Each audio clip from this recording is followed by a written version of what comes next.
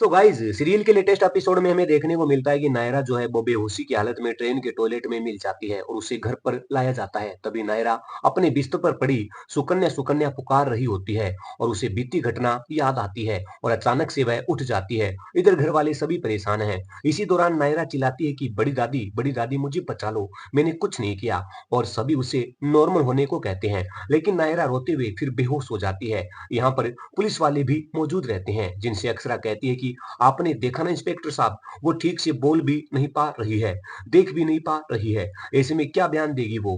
वहीं बाकी लोग भी पुलिस को यही जवाब देते हैं और उन्हें समझाते हैं। इसी दौरान पुलिस इंस्पेक्टर कहता है कि हम आपकी बात समझ रहे हैं, लेकिन आप हमारी कंडीशन क्यों नहीं समझ रहे।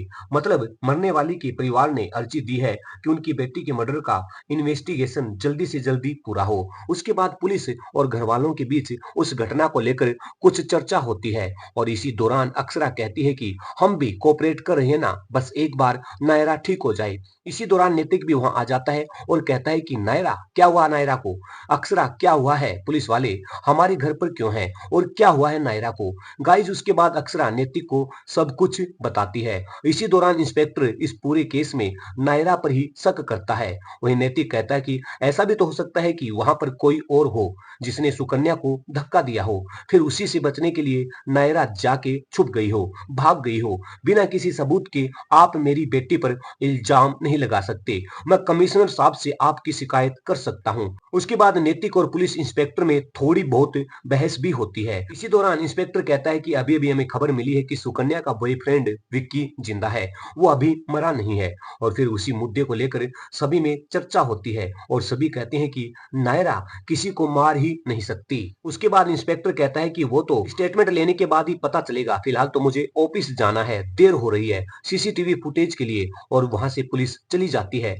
इधर सभी नायरा के पास बैठे हुए हैं, तभी अक्षरा और नैतिक में अपने बच्चों को लेकर बातें होती है। इमोशनल पल देखने को मिलते हैं और इन सब के पीछे अक्षरा खुद को ही दोषी मानती है, अपनी गलती मानती है। इस सिलसिले में नैतिक और अक्षरा के बीच काफी देर तक बात होती है। उधर हम देखते हैं कि नायरा को वहां सब कुछ याद आता है जो ट्रेन में घटा। इसी दौरान देखने को मिलता है कि सुकन्या का पैर ट्रेन के दरवाजे से फिसलता है किसी को देखकर और वह गिर जाती है। और गिरते ही नायरा एक बार फिर होश में आ जाती है और वह चिल्लाती है। तब वह अपने पास पापा को पाती है और उनसे बात करती है। वह पापा के सामने रोती है और वो नायरा को समझाते हैं काफी देर तक।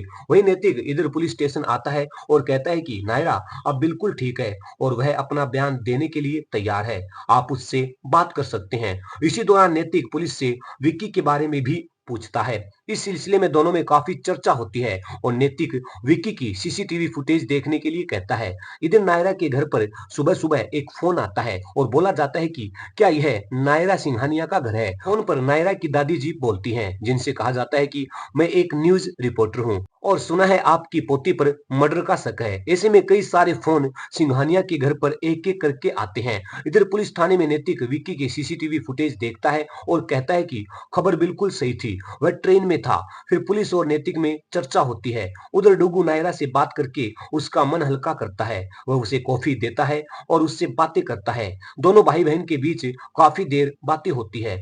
इधर घर वाले नायरा और पुलिस के बीच बयान को लेकर बातें कर रहे होते हैं। इसी दौरान पुलिस वहां आ भी जाती है नायरा का स्टेटमेंट लेने और नायरा भी वहां आकर उन्हें देख लेती है, लेकिन वह घबरा रही होती है, खासकर अपनी माँ की बातें सुनकर। तभी इंस्पेक्टर के पास अर्जेंट कॉल आता है और वह वहां से जाने के लिए कहता है और स्टेटमेंट बाद में लेने की बात करता है और वहां से चला जाता है। इधर नायरा अपनी माँ की कही हुई बात याद करती है और वह अपने कमरे में वापस चली जाती है और अंदर से दरवाजा लॉक कर लेती है। तभी अक्षरा नायरा का दरवाजा खटखटाती है और कहती है कि दरवाजा खोलो बेटा, पुलिस आई है बयान लेने। लेकिन अंदर नायरा घबरा जाती है और रोने लगती है और अचानक से दरवाजा खुलता है। अक्षरा के साथ लेडी पुलिस हथकड़ी लेकर वहां अंदर आती है, जिन्हें देखकर नायरा और ज्यादा घबरा जाती है। तभी वह अचानक से होश में आती है और देखती है कि यहाँ तो उसके पास कोई नहीं है, यह तो उसके दिमाग में चल रहा होता है और अपने पापा को याद करती है।